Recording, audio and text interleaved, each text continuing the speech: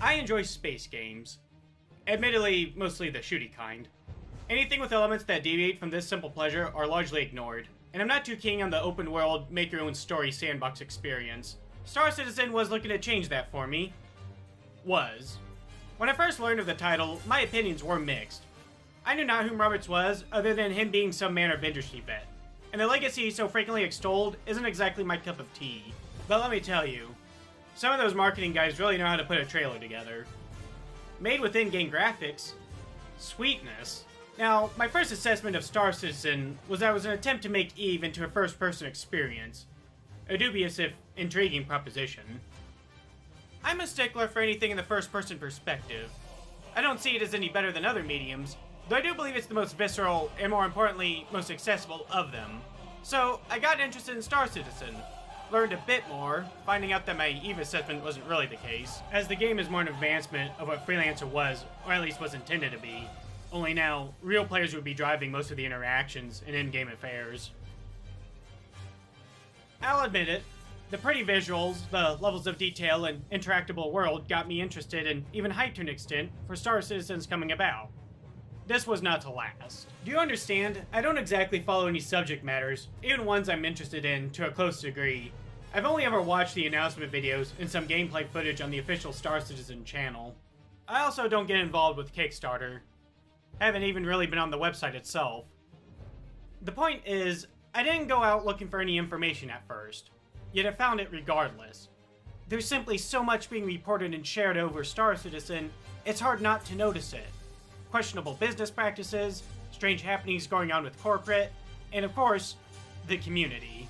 And after seeing firsthand how that same community can respawn, it is with some trepidation I even dare talk about Star Citizen with even the slightest hint of negativity. Fortunately, as it stands, I'm unlikely to register as a blip on its radar. At any rate, as I'm still new to this, and there's already hundreds of others discussing the minutiae of Star Citizen, who are able to go over its arcania with forensic aptitude, I'm just going to share my thoughts on a few things and how it all went downhill for me. My anticipations began to sour with the Hornet reveal trailer. There was just something awry with it. Legendary fighter pilot Aria Riley once said, "Give me a fully loaded Hornet, and I'll shake the gates of heaven." Anvil Aerospace's Hornets have faced Vandal, Xi'an, pirates, and criminals. It's like an actual advertisement. Not for the game, derp derp, or even some cute little world-building attempt with a mock ad, putting a sim in simulator. Rather, it well and truly feels like someone is trying to get me to buy something and... oh. That cost is equatable to true AAA titles. And it used to be higher. All for some digital tack. Really. Now, the shop did not necessarily sour things in and of itself. I found it completely ridiculous, this is true. And so long as it wasn't paying for power, which was fervently denied, then whatever. But providing people with more money than sense some swag to display. Scarcely the first game or company to do that. Yet this was only a sign of things to come. The storefront would become even more egregious with its offerings, and the purchasable ships worse and worse. And I know that these Day 1 battleships are going to have a direct impairment on my enjoyment of Star Citizen. Even if all of these vessels are attainable within the game, it matters not. They're effectively paying to have power now. When the game launches, I as a newcomer will be chugging along in some rinky-dink secondhand POS, while those who could afford some scratch will be floating around in some fuck-off huge carrier.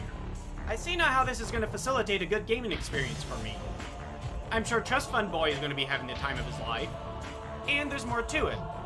These same people who are getting these packaged ships are playing the game now, learning all of its ins and outs, which will give them a decisive advantage over its so-called noobs when the game launches. Not that there's much that can be done about this anyhow, I mean it is playtesting, but it remains crummy. And remember, the fuck-off huge carrier, which I've also come to find out that paying players may stock up on in-game money, and better yet, ship modifications. What the hell? Now, imagine all this together. A bunch of min-maxing tryhards who start off with a shit ton of firepower, know exactly how and where to dispense it, and know where all the fattest loot's at. Oh, but Dusk, these ships are limited and rare. You need not live in fear of them. Doesn't matter. If they can lock down the best sectors or bottleneck them, it'll affect the game. Now, this could actually be an interesting element of in-game interactions, but not something that should happen right at the start. Oh, but it costs lots of Imperials and insurance to replace those ships. Yeah, that's crap they're gonna have right at the start. What the hell are they even gonna lose it to anyways? Each other? Birds of a feather flock together. Those who have already splurged, or otherwise invested heavily into this title, have likely already brokered their deals and signed their treaties between one another, having been spending the rest of their time carving out their own little in-game fiefdoms to play lord over. And I am not completely unaware of how games like Star Citizen can play out. People tend to attract, if not gather up, willing lemmings who will obey their every command, especially the players who already have the leg up on everyone. You might think that's a bit ridiculous, if not paranoid to believe for a video game. I tell you, it's not. No, you do not do this bullshit in my fucking station. You don't. Is that completely fucking crystal clear to you? You don't jog back to AAA. You don't fucking do anything your own way in my station. You live in my station, you live by my fucking rules. Is that completely fucking crystal clear to you, you asshole? Hey! You fuck! Look me in the eye! You're my bitch. I rule this fucking kingdom. People can take this shit a bit too seriously. Speaking of which... Your feeling of helplessness is your best friend, savage. I've heard horror stories about the Star Citizen community. I paid these little mind as I was not involved with it in any manner and assumed that's just what they were. Stories. Believing it was just a handful of particularly excited fans pushing back against criticism. Perhaps this was so. Yet, much like the storefront, the community has only become worse as the game's development meanders on. Visible portions of it will go after anything and anyone speaking ill of the game or its practices, often with insidious and malicious tact. I happened upon this small Reddit post concerning the ship prices. The poster mirrors a few of my own sentiments, though in the end makes a retraction. This doesn't look like much on the surface. Someone voices a few concerns and questions that apparently were answered both satisfactorily. So, just who's doing the splaining? It seems to be this fellow. Yet the OP's response is bizarre. He immediately agrees with the guy, who didn't even really address any of his concerns. The OP doesn't debate any of his points at all, and he even makes this one reply to someone else's post, completely circumventing his original point. All the while, he keeps repeating that he gets it now, like he's making sure everyone knows that he's seen the light or something. But this post has yet to get creepy. Take a look at the OP's full edit. While I can. What? Okay, so I'm definitely reading too much out of that, right? The edit itself isn't worded super well or anything, and even if it had some meaning, could just be some potential financial issues or some such. Yeah, I know, right? Financial issues playing Star Citizen. I mean, who could that possibly be a problem for? Only thing is, this guy posting right here is dropping that he somehow knows what the OP does for a living. What the hell? Oh. Make what you will of all of this. I didn't try to verify any of it with the post or anything. Most likely, this is nothing. But that's just it, isn't it? Most likely. I cannot say for certain that nothing happened behind the scenes. It seems as if one of these Redditors discovered a bit too much about this guy, chiefly his employment, and threatened to get him fired if he didn't fall in line with them, which seems to be a favorite tactic of getting at people with whom you have disagreements with over the internet. But, as I said, it's just a guess. Thing is, this would be one of the lighter examples of the fandom's toxic nature. Death threats against criticizers and their families have become a thing now, apparently. Oh man.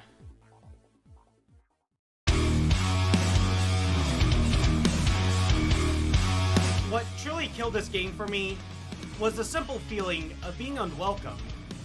This game looked interesting, fascinating, fun. I held imaginings of a massive space battle, dogfighting smaller ships and barraging capital ships, targeting key points of one of the capital vessels with a bomb or a torpedo ship, to then land inside with the team, fighting a way to sabotage the engine room or take over its bridge. That sounded badass. I confess a degree of childlike expectations. I also wouldn't mind a little exploration here and there, mind you. Yet even were all of this to live up to expectations, between the ever-reaching exorbitance of the storefront and the pure, unbridled virulence of the community, I don't want to have a part of it any longer. Now recently, Star Citizen seems to begin blocking access or even viewership if it's more pricier goods on the storefront.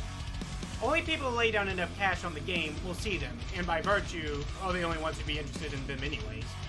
A good idea, mind you. I could see how people coming in might be turned off a bit upon seeing what looks to be a small business loan. Well, it would have been a good idea, had it been done years ago. It's far too little, far too late for this half measure of action. Honestly, it comes off more like social stratification more than anything. Making sure the second-class scum know their place, right? I'm serious. This game and its marketing, to an extent, kind of exert that sentiment. Needs to be branded first-class citizen at this point. Alright, well, now I'm just being facetious. That said, I do not believe I will get an adequate measure of enjoyment out of this title, only paying the 60 or whatever for the final product.